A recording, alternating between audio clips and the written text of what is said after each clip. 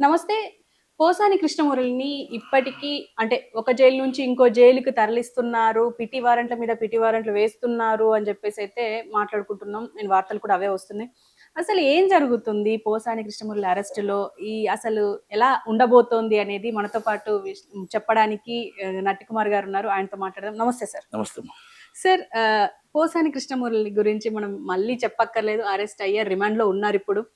కానీ ఇప్పుడు ఆయనని ఒక స్టేషన్ నుంచి ఇంకో స్టేషన్‌కి తరలిస్తూనే ఉన్నారు. తీసుకెళ్తూనే ఉన్నారు. పిటి వారెంట్ల మీద పిటి వారెంట్లు వేస్తూనే ఉన్నారు. అసలు ఏంటి సార్ ఆయన పరిస్థితి? ఇప్పుడు ఒకటమ్మా, ఆయన తప్పు చేశాడు. ఎవరు దాన్ని క్షమించడానికి నేరం. దాంట్లో తప్పులేదు. కానీ దేశంలో ఉన్న అన్ని కేసులు పెట్టి, ఆ దేశంలోనే ఇంక నయం ఆంధ్రప్రదేశ్‌లో పెట్టారు. ఇంక తెలంగాణ రాష్ట్రం పెట్టలేదు. ఇంకా కర్ణాటక రాష్ట్రం, ఇంకా మళ్ళా మొత్తం దేశం అంతా పెట్టారు. అమెరికా కూడా పెట్టలేదు.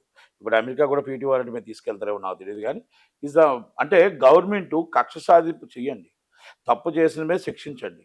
అంతే తప్ప మనం అంతగా చేయాల్సిన అవసరం ఏమీ లేదు. ఎందుకంటే ఒక వ్యాఖ్యలు అనేది ఆయన తప్పు చేశాడు. దాంట్లో నో డౌట్. కానీ మీరు ఎన్ని కేసులు పెట్టినా 17 కేసులు, ఇప్పుడు 2 కేసులు, 9 కేసులు, 20 కేసులు, 100 కేసులు అవ్వచ్చు. 100 కేసులు కూడా ఆయన ఏంటి, ఒక దాంట్లో తిట్టాడు, ఒక దాంట్లో కులాన్ని తిట్టాడు, ఒక దాంట్లో నంది అవార్డు రిజెక్ట్ చేశాడు, ఒక దాంట్లో ఇంకొకటి. అంటే ఈ 4 కదా వ్యాఖ్యలు. ఈ 4 మనం అన్ని 100 కేసులు ఎందుకు? అంటే నేనేమంటున్నానంటే, మీరు ఆయన అరెస్ట్ చేయడంలో ఆయన సంతోషమే. ఆయన మీరు గవర్నమెంట్ కారు, ప్రజల సొమ్ము కారు ఎక్కిస్తున్నారు, ప్రజలు సెక్యూరిటీ ఇస్తున్నారు, తీసుకుంటూ వెళ్తూనే ఉన్నారు. కానీ ప్రతి రూపాయి ఈజ్ అ పబ్లిక్ మనీ. ప్రతి రూపాయి ప్రజల సొమ్ము. మీరు దారాదత్తం చేస్తున్న సొమ్ము ప్రజలది. కేసులు పెట్టండి. ఒక్కొక్కరు 9 రోజులు కస్టడీ అడుగుతున్నారు. ఆ ప్రకారంగా అయితే 9 సంవత్సరాలు ఆయన ఉండాలా, బెయిల్ రాకుండా. 9 రోజులు కస్టడీ ఎందుకండి? దాని వెనకాల జగన్మోహన్ రెడ్డి గారు ఉన్నారా లేదా? దీని వెనకాల మాటల్లో ఎవరున్నారు? ఎస్, రిజిస్టర్ చేయి, జగన్మోహన్ రెడ్డి ఆయన పార్టీ ఆయన ఉన్నాడని చెప్పి చేయండి. తప్పే ఉంది దాంట్లోని. నేను అవన్నీ ఆయన మాట్లాడింది కరెక్ట్ కాదు, చాలా మంచివాడు నేను చెప్పట్లేదు.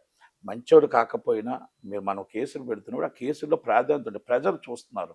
ప్రజలు మనల్ని రేపు ఉదయం ఎవరైతే శబాష్ ఇలాంటి వాళ్ళని అరెస్ట్ చేయాలి అనుకున్న వాళ్ళందరూ కూడా ఈరోజు రాను మీరు చేస్తూ ఉంటే దాని మీద పార్టీ మీదకి ఒక అనుకోని ఇది పడుతుంది, ఒక ప్రభావం పడుతుంది.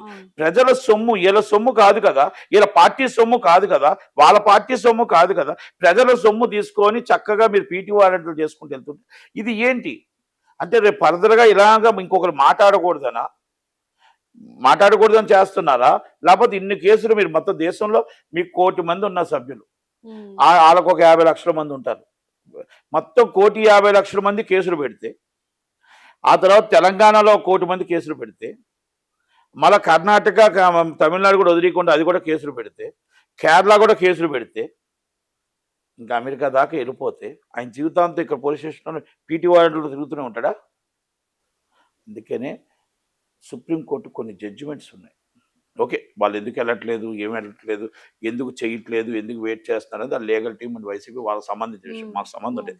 సుప్రీంకోర్టు ఈ సో మెనీ జడ్జిమెంట్స్ ఉన్నాయి. ఎందుకంటే మన సనాతన ధర్మం కోసం మాట్లాడిన మన స్టాలిన్ గారు అబ్బాయి ఆయన మాట్లాడినప్పుడు కానీ, ఉదయనిధి స్టాలిన్ గారు కానీ, లేకపోతే చాలా మంది మీద కేసులు, రాహుల్ గాంధీ గారి మీద కానీ సో మెనీ కేసెస్ పడుతున్నప్పుడు అన్ని కేసులు, ఎక్కువ కేసెస్ ఒకే దాని మీద ఎఫ్ఐఆర్లు కొన్ని 100 ఎఫ్ఐఆర్లు అయినా కొన్ని అంటే ఒక ఇష్యూ మీదే, ఒక ఇష్యూ మీద ఎఫ్ఐఆర్లు అయినప్పుడు ఆ ఎఫ్ఐఆర్లు అన్నీ కూడా ఒక్క దగ్గరే వినాలి, ఒక్క దగ్గరే మనం మాట్లాడాలి. ఒకే ఇన్సిడెంట్ కాబట్టి, కాజ్ ఆఫ్ యాక్షన్ ఒకటే కాబట్టి, మొత్తం టోటల్గా ఇన్సిడెంట్ ఒకటే కాబట్టి, ఆ వ్యాఖ్యలు ఒకటే కాబట్టి ఆ కేసులో ఇన్ని ఎఫ్ఐఆర్లు అవసరం లేదు అని కొన్ని జడ్జిమెంట్స్ కూడా ఉన్నాయి. మరి అవి ఏమైనా కోర్టు వాళ్ళ దగ్గరికి తీసుకుని వెళ్ళి వాళ్ళు ఎందుకు చేయలేదు నాకు సంబంధం లేదు. కానీ కావాలనే ప్రభుత్వం ఇవన్నీ పెడచెవన పెట్టేసి ఇలా చేస్తున్నారు. ప్రభుత్వం వాళ్ళు చేయాలనుకుంటూ చేస్తారు కదా. వాళ్ళు బెయిల్ వేసుకోవాలో, వాళ్ళు ఎందుకు వేసుకోవట్లేదు అనేది వాళ్ళ ఇష్టం, పార్టీ ఇష్టం. కానీ అంటే నేనేమంటున్నానంటే, ఆయన్ని నేను వెనకేసుకు రావట్లేదు, కానీ పార్టీ మీద రేపు చెడ్డ పేరు వస్తుంది అంటున్నాను. ఆ పార్టీకి చెడ్డ పేరు వస్తుంది. ఆ చెడ్డ పేరు తెచ్చుకునే విధంగా మనం చేస్తే, ఇప్పుడు మీరు చెయ్యండి, తప్పు చేశారు, వాళ్ళని మీరు పట్టుకున్నారు, అరెస్ట్ చేశారు, కేసులు 11 కేసులు అన్నారు, ఇప్పుడు 17 కేసులు అయ్యాయి, 15 నుంచి 20 అయ్యాయి. 20 కాదు, 20 లక్షల కేసులు పెట్టండి. పార్టీ రేపు జనాలు చూస్తున్నారు, సభ్య సమాజం చూస్తుంది. చూస్తున్నప్పుడు ఒక వ్యక్తి ఏమన్నాడు, ఆ వ్యక్తి అన్న మాటలు తప్పే. కానీ ఆ వ్యక్తిని మనం ఈ విధంగా తీసుకుంటూ వెళ్తుంటే ఎవరి సొమ్ము ఇది? అక్కడి నుంచి గుంటూరు నుంచి ఇక్కడ తీసుకురావడానికి 1,00,000 అవుతుంది ఖర్చు. లేకపోతే పోలీసు బందోబస్తుకు 2,00,000 అవుతుంది ఖర్చు. Is the public money. అంటే మేము కష్టపడి ట్యాక్స్ రూపంలో కట్టిన డబ్బుని మీరు ఈ విధంగా దారాదత్తం చేస్తారా? తిట్టింది పవన్ కళ్యాణ్ గారిని, తిట్టింది చంద్రబాబు నాయుడు గారిని. మీ పార్టీ సొమ్ము ఖర్చు పెట్టరు, మీ పార్టీ సొమ్ము ఖర్చు పెట్టరు. ఇది ప్రజల సొమ్ము ఖర్చు పెడుతూ ఉంటే ఇలా మీరు ఒక 20 మందినో 30 మందినో 50 మందినో అరెస్ట్ చేస్తే 50 మంది మీద 50 లక్షల కేసులు పెడితే ఇక మీరు ఏం ఉచిత పథకాలు తీరుస్తారు? ఉచిత పథకాలకు ఎక్కడ డబ్బు పెడతారు? ఈ పోలీస్ డిపార్ట్మెంట్కి, ట్రావెలింగ్లకి, వీటికి డబ్బు అయిపోతే అనేది ప్రజల అనుమానం ఉంది. ఆ ప్రజలు ఈరోజు పార్టీకి చెడ్డ పేరు రాకుండా చూడాలి అంటే మీరు కేసులు పెట్టండి. ఒకే ఇష్యూ మీద అన్ని లక్షల కేసులు పెడుతుంటప్పుడు ఏ రైట్లో మీరు ఆ కేసులు పెడుతున్నారు అనేది ఒక్కసారి చూసుకోండి. సేమ్ ఎఫ్ఐఆర్ ఒక్కడ జరిగింది, సేమ్ ఇష్యూ, మళ్ళీ సేమ్ ఇష్యూ ఇంకొకడ, సేమ్ ఇష్యూ ఇంకొకడ, అదే ఇష్యూ అన్ని ఎఫ్ఐఆర్లు ఎందుకు? ఈవెన్ కేసులు పెట్టింది కూడా పవన్ కళ్యాణ్, లోకేష్ బాబు లేకపోతే చంద్రబాబు నాయుడు కాదు కదా. అదే అవన్నీ పెట్టొచ్చు, అంటే అది కాదు, ఆయన మీద అభిమానంతో పెట్టొచ్చు. కానీ దాంట్లో అందుకని నా సుప్రీంకోర్టు జడ్జిమెంట్స్ కొన్ని ఉదాహరణకు ఉన్నాయి, అవన్నీ కూడా చూడాలి. కానీ అంటే ఏంటంటే ప్రజల్లో మనకి ఒక అప్రమిత భావం వస్తుంది. అంటే రేపు ప్రజల్ని ఎవరైనా ఇలాగే మాట్లాడితే ఇలాగే తింటారు, మనం దాన్ని ఖండించాలి. కానీ ఖండించడానికి కూడా ఒక ఇది ఉంటుంది. మనం ఎక్కడ పడితే అక్కడ కేసులు పెంచుకుంటూ వెళ్ళిపోతే పీటీ వారెంట్లు వేస్తుంది, ప్రజల సొమ్ము నాశనం అయిపోతుంది. మీ పథకాలకు ఇంకేం డబ్బు తీసుకొస్తారు? మీరు అప్పులకు వడ్డీలు కడతాను అంటున్నారు, మరి అన్నింటికి డబ్బులు తీసుకొని దారాదత్తం చేస్తున్నారు. ఇప్పుడు మీకేం ఖర్చు అవ్వట్లేదా? ఈ ఖర్చు మీరు అకౌంటబుల్ చూపించరా?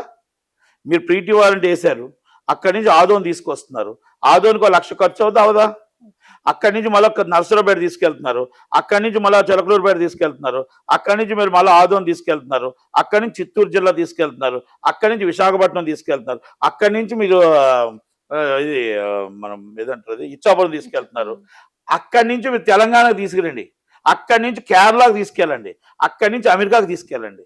అంటే ఈ డబ్బు అంతా ప్రజలదే కదా, ఈ ప్రజల సొమ్ముతోనే కదా మీరు ఆడుకుంటున్నారు. నేనేమంటున్నా, మీకు చిత్తశుద్ధి ఉంటే రాజకీయ ప్రేరేపిత కేసుల్లో పార్టీ దగ్గర వసూలు చేయండి డబ్బు. ఈ ఖర్చు అంతా పార్టీల దగ్గర ఎవరైతే పార్టీ వాళ్ళు ప్రేరేపిత కేసులు పెట్టారో వాళ్ళ మీద వసూలు చేసి ఆ డబ్బు అంతా కలెక్ట్ చేయండి. కలెక్ట్ చేసి మీరు ఎన్ని కేసులను పెట్టుకొని తిరగండి తప్ప ప్రజల సొమ్ముతో ఆడుకోవద్దు. రాజకీయంగా పార్టీని చులకన భావన రావద్దు. ఎదుటి వాళ్ళు రేపు ఇది ఏంటిది ఇది అన్న మాట రాకుండా హుందాతనంగా మనం ఏ కేసు పెట్టాలో, ఎలా పెట్టాలో, రాజ్యాంగం ప్రకారం, చట్టం ప్రకారం ఏం పెట్టాలో, ఏం నడిపించాలి తప్ప మరి అదే కేసులు ఇప్పుడు మనం ఇంకో కేసు పెడతాం ఎవరి మీదో, మరి ఆ కేసు ఎందుకు తీసుకోరు? మరి సేమ్ సబ్జెక్టే కదా పోలీసు వాళ్ళు. నేను ఒక భూమి మీద ఒక కేసు పెడితే గవర్నమెంట్ భూమే ఎవరో కబ్జా చేస్తే అస్సలు గవర్నమెంట్ భూముల మీద ఎక్కడ కూడా కేసులు రిజిస్టర్ చేయొద్దు అన్నారని చెప్పారు. గవర్నమెంట్ భూముల్లో కేసులు పెట్టినా ఏమి రిజిస్టర్ చేయొద్దు అన్నారు. డైరెక్ట్ అంటే కన్సర్న్ ఎంఆర్ఓ వచ్చి పెట్టారంట. ఆ ఎంఆర్ఓ ఎప్పుడు వస్తాడు, ఆయన ఎప్పుడు పెడతాడు? అంటే గవర్నమెంట్ భూములు కబ్జా అయిపోయినా కేసులు తీసుకోరు,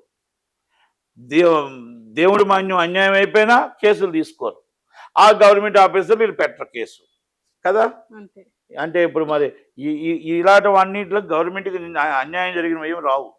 ఇప్పుడు ఒక కేసుని 100 కేసులు ఎఫ్ఐఆర్లు చేస్తూ వస్తుంటే మళ్ళీ ఒక ప్రైవేట్ కంప్లైంట్ ఒకరి మీద ఏదైనా పెట్టామనుకోండి, మీరు కోర్టు నుంచి ఆర్డర్ తెచ్చుకోండి, మేము రిసిప్ట్ ఇస్తున్నాం మీకు అని చెప్తారు. ఆ కోర్టులో కేసు వేయడమే తప్ప ఆ కోర్టులో కేసు వేసిన నెంబర్ కూడా అవదు, సంవత్సరం అవుతుంది. అది వాళ్ళకి తెలుసు. అలాగని మన కోర్టుని అనకూడదు, నెంబర్ ఎందుకు అవ్వట్లేదు, అవుట్ ఆఫ్ ఆర్డర్ అంటే 1 డేలో అవ్వాలి, లేకపోతే 30 డేస్లో అవ్వాలి. సంవత్సరం అవ్వకపోయినా కోర్టుని అనకూడదు, అంటే మన తప్పు, మళ్ళీ తీసుకెళ్ళి మనలో అనేస్తారు. అంటే ఇవన్నీ అంటే నేను ఏమంటున్నానంటే ఇలా నడుస్తుంది. ఈ విధంగా చట్టం న్యాయం పరిధిలోనే ఉండాలి మనం. కానీ ఆ న్యాయం చట్టం పరిధి దాటి ఇప్పుడు జడ్జీలు కూడా ఒక్కసారి ఆలోచించాలి, న్యాయస్థానాలు కూడా ఆలోచించాలి. మనం ఇన్ని కేసులు వస్తున్నాయి కదా, అంటే వాళ్ళు వేసుకోవాలా? ఇన్ని కేసుల్లో అసలు ఈ కేసులో ఇన్ని రోజులు కస్టడీ ఎందుకు? అసలు బెయిల్ పిటిషన్ బెయిలబుల్ అఫెన్స్ ఉన్నాయా, లేకపోతే ఎక్కడుంది? అన్నీ ఒక్కసారి వెరిఫై చేయకపోతే జీవితాలు నాశనం అయిపోతాయి. నేను పోసాని కృష్ణమూర్తి కోసం మాట్లాడలేదు. సో మెనీ పీపుల్ కక్ష సాధింపులు జరుగుతాయి. ఇలాంటి కక్ష సాధింపులు జరుగుతూ ఉంటే జీవితాలు నాశనం అయిపోయి చచ్చిపోతారు. సరే ఇప్పుడు ఈయన అంటే ఈ పోసాని కృష్ణమురళి తరపున గాని అంటే వైసీపీ ఎలాగో వెళ్ళదు, ఎందుకంటే ఆయన పార్టీ నుంచి బయటకు వచ్చేసారు కదా, రాజీనామా చేశారు కదా. ఈయన వెళ్ళడు, ఈయన రూపాయి ఖర్చు పెట్టడు. మరి ఇప్పుడు ఎలా వాళ్ళ పేరు వాళ్ళ రూపాయి తీసి ఫ్యామిలీ ఆయన మెంబర్స్ కూడా రూపాయి హైకోర్టుకి తీసి వెళ్ళి ఖర్చు ఆయన రూపాయి తీసి ఖర్చు పెడితే ఈ 11 కేసుల మీద ఎప్పుడు హైకోర్టుకి వెళ్ళేవాడు. అసలు కేసులు ఏంటి అవన్నీ ఎప్పుడో చూసేవాడు. ఈయన కాస్త కోస్తా సపోర్ట్ చేసి వేల కోట్లు సంపాదించాడు. సంపాదించిన డబ్బు డిబ్బులేసియాల తీయకూడదు. భార్యనే వెనకాల వెళ్ళలేదు, కొడుకే వెళ్ళలేదు వెనకాల. అవును. ఈ మొత్తం టోటల్ ఈ రోజు దాకా అసలు ఆయన నాకు తెలిసి ములాఖత్ తీసుకున్న రోజులు కూడా నేను చూడలేదు. అయిపోయింది. పార్టీయే పాపం ఇప్పటికీ కష్టపడి జగన్మోహన్ రెడ్డి గారు ఏదో అటా ఇటా పాపం చేస్తున్నా పొన్నప్ప సుధాకర్ రెడ్డి గారు తిరుగుతూ ఉన్నారు. ఇది వాస్తవం. లీగల్ టీం వాళ్ళే చేస్తున్నారు. అయితే వాళ్ళు ఎందుకు హైకోర్టుకి వెళ్ళలేదు, ఎందుకు సుప్రీంకోర్టుకి వెళ్ళలేదు అనేది మనకు ఒక ప్రశ్న. అవును. కాకపోతే ఎన్ని కేసులు పెడతారు, అన్ని కేసుల్లో కూడా కంపల్సరీ వెరీ సీరియస్ యాక్షన్ న్యాయస్థానాలు తీసుకోవాలా. తీసుకోకపోతే కొన్ని జీవితాలు నాశనం అయిపోతాయి. ఒక్క కేసు మీద దేశం అంతా కేసులు పెడితే ఆ కేసులు అన్నింటిలో దేశం అంతా పీటీ వారెంట్ల మీద వెళ్తే మన జీవితం అంతా రేపు ఉచిత కార్యక్రమాలు ఉండవు. ఉచితంగా పీటీ వారెంట్లే ఉంటాయి. ఉచితంగా పీటీ వారెంట్కి డబ్బు ఖర్చు పెడుతూ ఖజానా ఖాళీ ఉన్నది, అప్పులకు వడ్డీలకు ఖాళీ. మనం రేపు ఉదయం పెన్షన్ ఇవ్వలేం, రేపు ఉదయం ఏమి ఇవ్వలేం. ఏమైనా అడిగితే వైఎస్ఆర్ కాంగ్రెస్ పార్టీ వాళ్ళు వచ్చి అందరిని అరెస్ట్ చేసాం, వాళ్ళందరూ జైల్లో ఉన్నారు, వాళ్ళ ఫుడ్ పెట్టడానికి వాళ్ళ పీటీ వారెంట్లకే మా డబ్బు సరిపోయింది, ఇంకా మా దగ్గర ఏమీ లేవు అని చెప్పాలా మరి? అంటే రేపు మనం రాబోయే తరానికి మనం ఏం చెప్తున్నాం? రాబోయే తరం వాళ్ళు తిట్టారు తప్పే, మనం శిక్షించాల్సిందే, దాంట్లో మనం కాదు. ఇన్ని కేసులు పెట్టుకుంటూ వెళ్ళొచ్చా వెళ్ళకూడదా అనేది ఒక్కసారి పార్టీలో కూడా చర్చించండి, ఆలోచించండి, మాట్లాడండి. పెద్ద మనసుతో వాళ్ళు తప్పు చేశారని చెప్పేసి మన ఉరిశిక్ష అనేది కరెక్ట్ కాదు, మరణ వామోలం కరెక్ట్ కాదు. మనం వాళ్ళకి బుద్ధి రావాలా, రేపు ఇంకొకరికి ఇలాంటి మాట్లాడకూడదు అనేది రావాలి తప్ప అన్ని కేసులు దేశంలోనే అన్ని కేసులు పెట్టడానికి, లేకపోతే ఆంధ్రప్రదేశ్లో ఇన్ని కేసులు పెట్టడానికి కరెక్ట్ కాదేమో నా ఉద్దేశం. నేను ఏ పార్టీ వారైనా ఇది అందరికీ వర్తించాలని నేను మాట్లాడుతున్నాను తప్ప నేను వైసీపీకి సపోర్ట్ కాదు, టీడీపీకి సపోర్ట్ కాదు, జనసేనకి సపోర్ట్ కాదు. ఇది ఒక ప్రజల తరపున ప్రజల పక్షాన్ని మాట్లాడుతున్నా. ఇది ప్రజలకు తప్పు అనుకుంటే 100% నా మీద కింద కామెంట్ పెట్టుకోమనండి, తప్పులేదు. ఎందుకంటే ఇది నేను వాళ్ళు తప్పు చేశారని చెప్పేసి వాళ్ళని మనం మనల్ని శిక్ష చేయకూడదు. మనం కూడా వాళ్ళకి ఈ తప్పు తెలుసుకున్నట్టు